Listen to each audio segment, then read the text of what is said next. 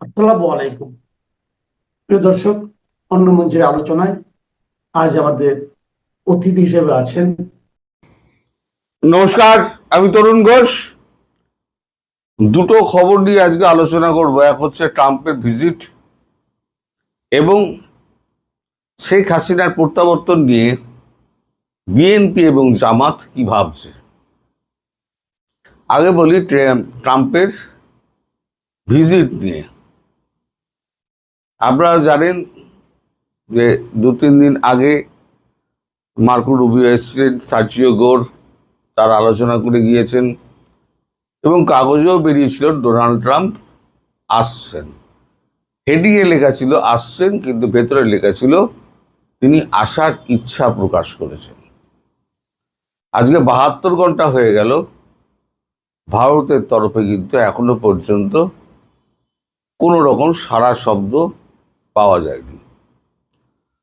অর্থাৎ ট্রাম্প এই নিয়ে 3বার, আগে 2বার করেছেন, এই নিয়ে 3বার ভারত সফরের ইচ্ছা প্রকাশ করেছেন, কিন্তু ভারত এখনো পর্যন্ত সে ব্যাপারে কোনো ইতিবাচক সাড়া, যাকে বলে যে আপনি আসুন, আমরা অপেক্ষা করছি, আপনি বৃহৎ শক্তি, আপনার জন্য আমরা অপেক্ষা করছি, সেরকম কোনো রকম সাড়া শব্দ কিন্তু ভারতবর্ষের পক্ষ থেকে এখনো পর্যন্ত পাওয়া যায়নি। এখনো পর্যন্ত।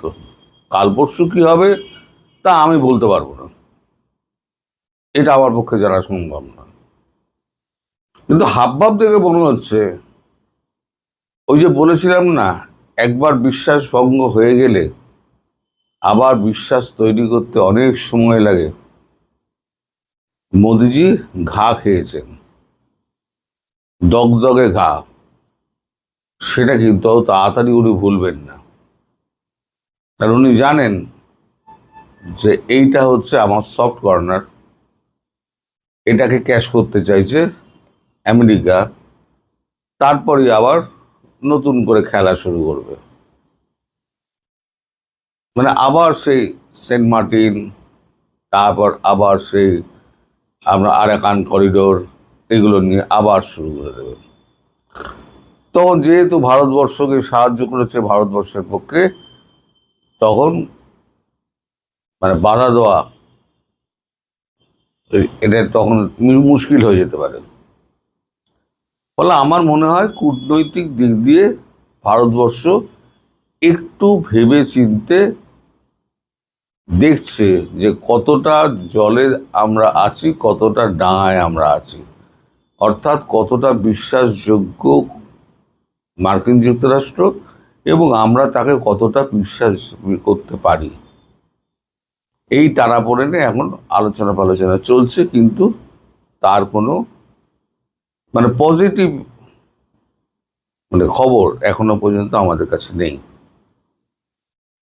ইতিমধ্যে যে 30-1 তারিখে মার্কো রুবিওর যে আসার কথা ছিল, সেটি বাতিল হয়েছে।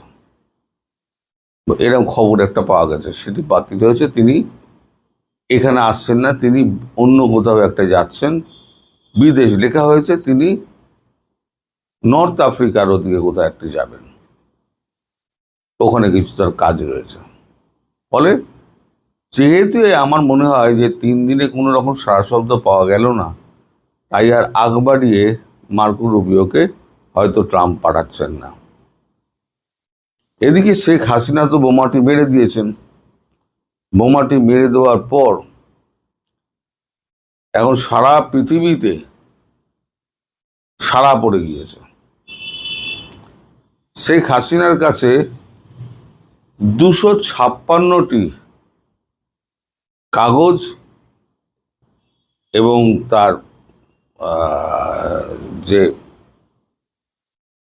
ইলেকট্রনিক মিডিয়া যেগুলো আছে, তার সমস্ত কপি এসে পৌঁছেছে। 256, অর্থাৎ 256টি কাগজে এই সমস্ত খবর টবর বেরিয়েছে। সারা পৃথিবী এখন ভাবছে যে এটা এখন কি করে সম্ভব। এখন বিএনপি কি ভাবছে, বিএনপি এবং জামাত বিএনপি এবং জামাত কিন্তু ভীষণ রকম দোলা চলে, ভীষণ রকম। হ্যাঁ বললেও মুশকিল, না বললেও মুশকিল। কারণ ইতিমধ্যে ভারতের কাছে বারবার উনি প্রত্যর্পণ চেয়েছে বাংলাদেশ শেখ হাসিনার। সেক্ষেত্রে শেখ হাসিনা যদি ঢুকতে চান, ওরা যদি বা বারণ করে, তাহলে পরে মুখ দেখাবার জায়গা থাকবে না। আর শেখ হাসিনা যদি ঠোকেন, তাহলে ঝটপট তাকে একেবারে ফাঁসিতে ঝুলিয়ে দেবেন আমাদের তারেক রহমান। সে সাহসও তার হবে না, কারণ সারা পৃথিবীকে উনি জানিয়ে দিয়েছেন। এখন সারা পৃথিবীর সঙ্গে লড়াই করে তারেক রহমানের মতো এবং বাংলাদেশের মতো একটি ছোট রাষ্ট্র, যার সঙ্গে বহির্বিশ্বের সম্পর্ক তেমন নেই, একমাত্র পাকিস্তান, তুর্কি আর চীন ছাড়া। কিন্তু চীনের কথাই বাদ দিচ্ছি, চীন কোনোভাবেই এর মধ্যে ঢুকবে না, কোনোভাবেই ঢুকবে না। কারণ চীন তার স্বার্থ আগে দেখে। চীন আমাদের সঙ্গে সমস্ত গোলমালগুলো, মানে সীমান্ত গোলমালগুলো মিটিয়ে নিয়েছে। আমি আগেই বলেছিলাম। এখন চীনের বিদেশমন্ত্রী ওয়াং ই, তিনিও এসেছিলেন, দুদিন কাটিয়ে গিয়েছেন, নানান রকম কথা হয়েছে। তার মধ্যে রিক আছে, RIC আছে, তার মধ্যে ব্রিক্স আছে, এই দুটো গঠন তো হচ্ছেই। আর এখানে রয়েছে রাশিয়া, আবার একসঙ্গে দুজনে এই মাসের নভেম্বর ডিসেম্বরে আসবেন, সেটাও আমি বলেছি। ফলে এই ছুটকো ছাটকা ব্যাপারে ঢুকে চীন নিজের অস্তিত্ব সংকটে ফেলবে না। কারণ মায়ানমারের সঙ্গে চীনের সম্পর্ক, জান্তা সরকারের সঙ্গে চীনের সম্পর্ক ভালো। আরাকান আর্মির সঙ্গেও কিন্তু তাল মিলিয়ে চলছে চীন, কোনো পক্ষকেই কিন্তু খেপাচ্ছে না, যা স্থিতাবস্থা রেখে দিয়েছে। চীন অত্যন্ত বুদ্ধিমান, খুব ঘোরেল চীন। ফলে ওই ছোট বাংলাদেশের এতে পড়ে জড়িয়ে, বাংলাদেশের ব্যাপারে জড়িয়ে নিজের অবস্থা ঢিলে করা এবং ভারতকে দূরে সরিয়ে রাখা, বিশেষ করে ভারতের বাজার যখন ধরতে হবে, ভারতের কি বলে সম্পর্ক ভারতের সঙ্গে উন্নত করতে হবে। 10 বছর বাদে কি হবে আমরা জানি না, কিন্তু আপাতত ঠিক হয়েছে 10 বছরের জন্য সমস্ত কিছু ঝুড়ি চাপা থাক, আমরা যা করব নিজেরা করব, নিজেরা ঠিক করে নেব। এখন বিএনপির হয়ে গেছে খুব মুশকিল, জামাতের হয়ে গেছে খুব মুশকিল। জামাতের একটা শক্তি রয়েছে, বিএনপির যে মাঠের শক্তি, তার থেকে জামাতের শক্তি কিন্তু বেশি। এই যে জুলাই আগস্টে যত মিছিল হয়েছিল, সবই তো জামাত লোক সাপ্লাই দিয়েছিল, ছেলেপিলে সাপ্লাই দিয়েছিল। এই জামাত এবং বিএনপি এখন এত অত্যাচার করেছে, আমি বলেছিলাম না, ইউনূসের ছেড়ে যাওয়া জুতোয় এরা পা গলিয়ে দিয়েছে। ইউনূস যা যা করেছে এরা সেগুলোই করে বেড়াচ্ছে। মাঝে মাঝে দুই একটা ঢপ টপ মারে ইউনূসের বিরুদ্ধে, সালাউদ্দিন সাহেব ঢপ মারেন, এই ব্যবস্থা নেওয়া হবে, ওই ব্যবস্থা নেওয়া হবে, আর আদতে কিছুই নেওয়া হবে না। মানে শিক্ষার এপিঠ আর শিক্ষার ওপিঠ, কিছুই হবে না। ফলে এখন পুরোটা নির্ভর করছে আওয়ামী লীগের ওপর। আমরা জানি যে আঁচ করতে পারি যে যেদিনকে শেখ হাসিনা ঢুকবেন বলবেন, সেদিনকে তার 3 দিন আগে থেকে সমস্ত কারফিউ জারি করে দেবেন। এখন হয়তো চিড়ে মুড়ি নিয়ে সবাই হাঁটতে শুরু করলো, কত দূর এসে পৌঁছাবেন, পথে পথে যদি আটকে দেয়। তারপরে নানান রকম আশঙ্কা রয়েছে। আমাদের এর মধ্যে আওয়ামী লীগের মধ্যে কিছু গুপ্ত জামাত রয়েছে, সেগুলো আমি কমেন্ট দেখলেই বুঝতে পারি। তুই মরিস না কেন, হাসিনা কোনোদিনই ফিরবে না, তুই হাসিনার সঙ্গে আসিস, সব তুই করে, মানে সম্মান টম্মান দেখানো ছেড়ে দিন। তাদেরকে দেখলে বোঝা যায়, মানে কমেন্ট পড়লে বোঝা যায় যে এগুলো হচ্ছে গুপ্ত জামাত। চিন্তা হচ্ছে এই গুপ্ত জামাতকে নিয়ে। যখনই উনি বলবেন যে আমি অমুক জায়গা দিয়ে ঢুকবো অথবা ঢাকায় অমুক তারিখে আমি প্লেনে করে নামবো, আওয়ামী লীগের লোকেরা জানবে। আওয়ামী লীগের লোকেরা জানলে পরে এই গুপ্ত জামাতরাও জানতে পারবে, গুপ্ত জামাতরা জামাতকে জানিয়ে দেবে, আর জামাত তখন থেকে সহিংসতা শুরু করে দেবে। এটা হচ্ছে একটা বড় চিন্তার ব্যাপার। সুতরাং বললাম, আমি গতকালকে বলেছি যে একটা স্রোত একদিকে যাচ্ছিল, উনি ঘোষণা করে, আচমকা ঘোষণা করে দিয়ে পুরো উল্টো স্রোতে এখন ভাবতে হচ্ছে ভারতবর্ষকে। উল্টো স্রোতে ভাবনা ঠিক আছে, ভারতবর্ষ কিন্তু plan A, plan B, plan C এতে কিন্তু চলে। কখনো কিন্তু মানে একটা প্ল্যানের মধ্যে থাকে না। একটা প্ল্যান ফেল হতেই পারে, কিন্তু সেক্ষেত্রে দ্বিতীয় বা তৃতীয় প্ল্যান তারা কিন্তু কাজ করে দেয়। এবং সে প্ল্যানটা কি সেটা আমরা জানি না, আমরা সেগুলো পরে হয়তো জানতে পারবো। বারবার ফোন করে এই লোকটা, আগে মহা মুশকিল, এই ব্লক করার ছাড়া উপায় থাকবে না। একজন মানুষ থাকে যে আমি বারবার কেটে দিচ্ছি, তা সত্ত্বেও বারবার ফোন করে যাবে, এত অবুঝ। তো যাই হোক, কি বলছিলাম ভুলেই গেলাম। তো সেক্ষেত্রে ভারতবর্ষ শেখ হাসিনাকে বুদ্ধি দিয়েছেন যে আপনি আগে থেকে কিছু বলবেন না। ভারতবর্ষ নিজস্ব নিরাপত্তা বাহিনী দিয়ে আপনাকে ভেতরে পাঠিয়ে দেবে।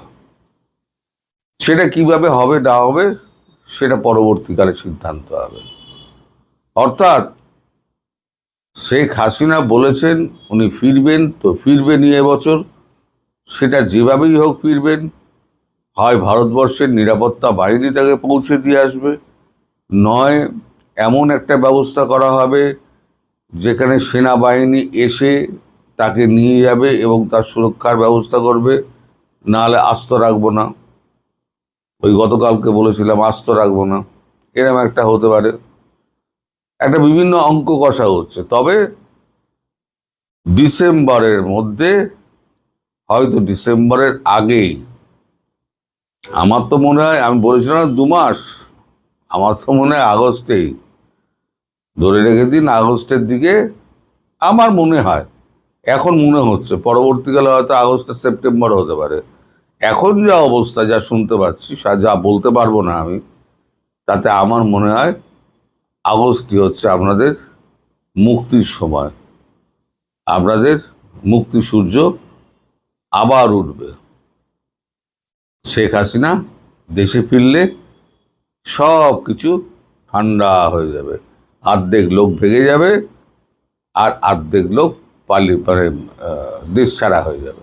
আসসালামু আলাইকুম প্রিয় দর্শক, এ বছরের মধ্যেই দেশে ফিরে আসার বিষয়ে যে ঘোষণা দিয়েছেন শেখ হাসিনা ভারতের অন্যতম প্রভাবশালী গণমাধ্যম এনডিটিভিকে দেওয়া সাক্ষাৎকারে, সেটি নিয়ে এখন আন্তর্জাতিক অঙ্গনেও মোটামুটি তোলপাড় সৃষ্টি হয়েছে।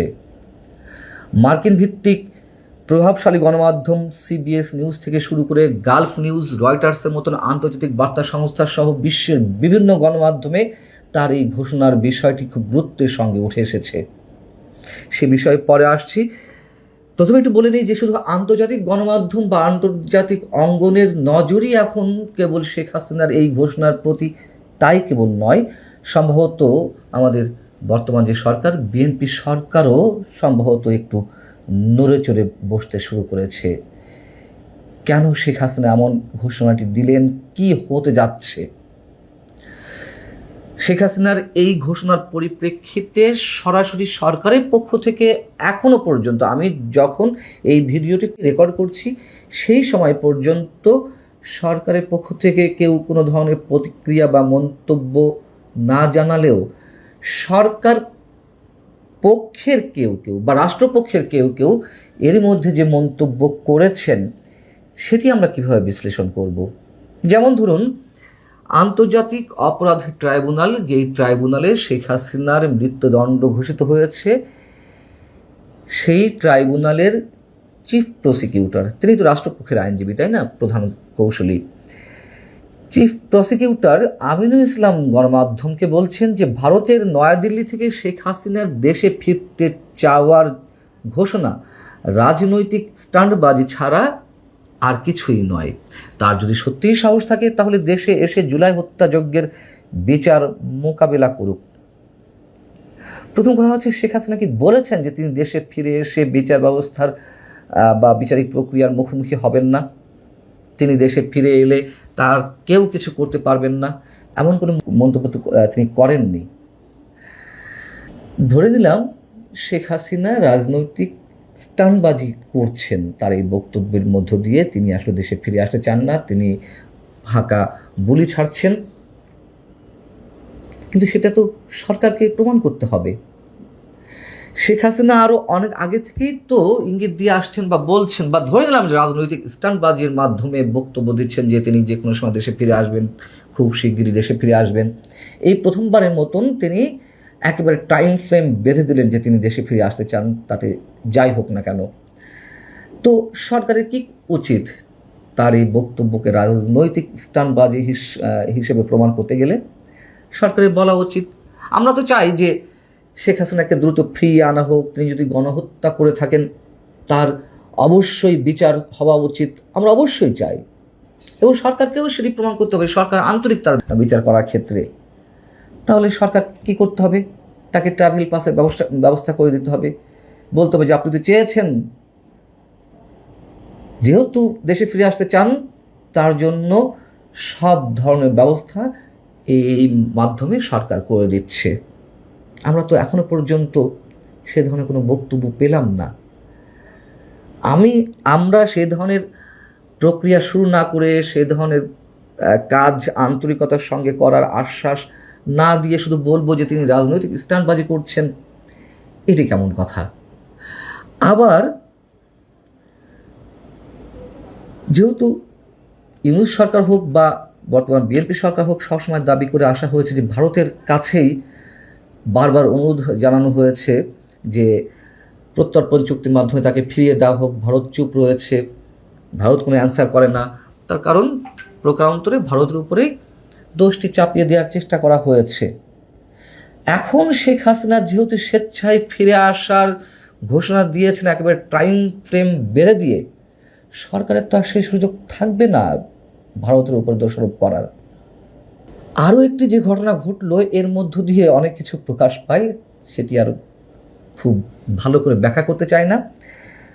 এমন একটি ফটো কার্ড সোশ্যাল মিডিয়ায় ছড়িয়ে পড়েছে, শুধু সোশ্যাল মিডিয়ায় নয়, সোশ্যাল মিডিয়ায় ছড়িয়ে পড়া আগে সরকারপন্থী কোনো মূলধারার গণমাধ্যমে এমন একটি ফটো কার্ড করা হয়েছে যেখানে বলা হচ্ছে তার এই বক্তব্য ফাঁকা বলি।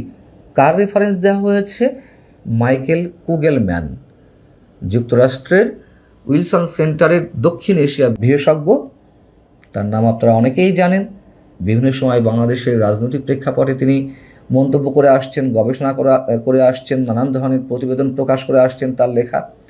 সেই মাইকেল কুগেলম্যানের বক্তব্য হিসেবে যেটি ছড়ানো হয়েছে সেটি হচ্ছে এরকম যে শেখ হাসিনা এবছর দেশে ফিরবেন, এটা কেবলই তার ফাঁকা বলি। তিনি ফিরলে তাকে বাকি জীবন কারাগারে কাটাতে হবে। ভারত চাইবে তিনি যেন তৃতীয় কোনো দেশে চলে যান, তবে কোনো দেশ শেখ হাসিনাকে নিতে ইচ্ছুক হলে অনেক আগেই নিত। মাইকেল কুগেলম্যান এ ধরনের বক্তব্য দিতেই পারেন, তাতে কোনো আপত্তি নেই। প্রশ্ন হচ্ছে যে সত্যিই তিনি এই বক্তব্যটি দিয়েছেন কিনা। আমি সার্চ করেছি, কয়েক ঘন্টা ধরে আমি ক্রস চেক করার চেষ্টা করেছি, ফ্যাক্ট চেক করার চেষ্টা করেছি, আমি তার এই বক্তব্য এই ভিডিও রেকর্ড করা পর্যন্ত কোথাও খুঁজে পাইনি, এর কোনো সত্যতা খুঁজে পাইনি। তাহলে কেন সরকারপন্থী কোনো গণমাধ্যমে এই ধরনের একটি ভুয়া ফটোকার্ড ছড়ানো হলো? আমি আবারও বলছি, কেউ যদি মাইকেল কুগেলম্যানের এই বক্তব্য পেয়ে থাকেন, দয়া করে আমাকে পাঠাবেন, ইনবক্স করবেন, তাতে আমার উপকার হবে, আমার ভুলটি আমি শুধরে নেব। তবে আবারও বলি, আমার এই ভিডিও রেকর্ড করা পর্যন্ত মাইকেল কুগেলম্যানের এই ধরনের বক্তব্য প্রকৃত অর্থে কোথাও খুঁজে পাইনি। তাহলে কি আমরা ধরে নেব বিশেষ কোনো গোষ্ঠী আসলে নড়াচড়া শুরু করে দিয়েছে? আর মাইকেল কুগেলম্যান যদি বলেও থাকেন, তাতেও তো আমাদের খুশি হওয়ার কথা। হ্যাঁ, আমরা তো এমনটাই চাই, শুধু জেলে থাকতে হবে কেন? শেখ হাসিনা গণহত্যা করে থাকলে তাকে তো ফাঁসি কাস্টে ঝুলতে হবে। এবার আসি আন্তর্জাতিক গণমাধ্যমে এনডিটিভির ওই সাক্ষাৎকারকে কেন্দ্র করে শেখ হাসিনাকে ঘিরে কী ধরনের নিউজ হয়েছে। রয়টার্স, আন্তর্জাতিক বার্তা সংস্থা, তারা তাদের স্টোরিতে বলছে, নিজের ফিরে আসার বিষয়ে সময় উল্লেখ করার ঘটনাটি শেখ হাসিনার জন্য এটিই প্রথম। অর্থাৎ এই যে একেবারে টাইম ফ্রেম বেঁধে তিনি বলে দিলেন যে কোন সময়ের মধ্যে বাংলাদেশে ফিরে আসবেন তিনি, এটা নিঃসন্দেহে সারা বিশ্বেই একটা আলোড়ন সৃষ্টি করেছে, সবার কাছেই একটা বিস্ময়কর ব্যাপার। কিন্তু অন্য কোনো মাধ্যমে কিন্তু বলা হচ্ছে না, যেটি রাজনৈতিক স্টান্টবাজি। গালফ নিউজ, সংযুক্ত আরব আমিরাত বা আবুধাবির খুবই প্রভাবশালী একটি গণমাধ্যম, সেই গালফ নিউজের শিরোনাম হচ্ছে, I will return this year, Sheikh Hasina vows come back, says Bangladesh democracy under threat. দেশে ফেরার প্রত্যয় শেখ হাসিনার, বললেন বাংলাদেশের গণতন্ত্র হুমকির মুখে। জাপানের প্রভাবশালী গণমাধ্যম নিক্কেই এশিয়া, তারাও যথেষ্ট গুরুত্ব দিয়ে শেখ হাসিনা ফিরে আসার ঘোষণার বিষয়টি কাভার করেছে। এনডিটিভি রেফারেন্স দিয়েই তারা বলছে শিরোনামে, ক্ষমতাচ্যুত প্রধানমন্ত্রী হাসিনার এবছর দেশে ফেরার ঘোষণা। ইংরেজিতে সাবটাইটেল যেটি করেছে তার বাংলা অর্থ করলে যে দাঁড়ায় তা হচ্ছে, গত বছর তার অনুপস্থিতিতেই তাকে মৃত্যুদণ্ড দেওয়া হয়েছিল। এতে বলা হচ্ছে যে 78 বছর বয়সী হাসিনা, যিনি 2024 সালের আগস্টে ছাত্র নেতৃত্বাধীন গণ অভ্যুত্থানে তার সরকারের পতনের পর ভারতে পালিয়ে গিয়েছিলেন, ভারতীয় সংবাদ মাধ্যম এনডিটিভিকে দেওয়া সাক্ষাৎকারে বলেছেন তিনি কোনো ঝুঁকিকেই পরোয়া করেন না এবং দেশে ফেরার পথে প্রতিটি বাধা ও ষড়যন্ত্র মোকাবেলা করে এগিয়ে যাবেন। পাকিস্তানের বিখ্যাত একটি গণমাধ্যম, আমাদের কাছেও সুপরিচিত, দ্য ডন, তারা শিরোনাম করেছে, Bangladesh is fugitive ex PM Sheikh Hasina says will return to Dhaka this year. আমি এক্সাম্পল হিসেবে আন্তর্জাতিক কয়েকটি গণমাধ্যমের হেডলাইনগুলো বা অংশবিশেষ শুধু আপনাদের সামনে শোনালাম। তাহলে আসলে কি হতে যাচ্ছে? প্রথমে যেটি বলছিলাম যে শুধু আন্তর্জাতিক গণমাধ্যমে কেবল নয়, আমাদের সরকারের মধ্যেও সম্ভবত নড়ে চড়ে উঠছে কেউ। আমরাও চাই সরকারের পক্ষ থেকে ঘোষণা দেওয়া হোক, শেখ হাসিনাকে আনতে চাই, শেখ হাসিনা আসুক, বিচারের মুখোমুখি হোক, আমরা তার বিচার করতে চাই। কিন্তু আসলেই কি সরকার সত্যি সেই প্রক্রিয়াটি অবলম্বন করবে? ভালো থাকুন সবাই, আল্লাহ হাফেজ।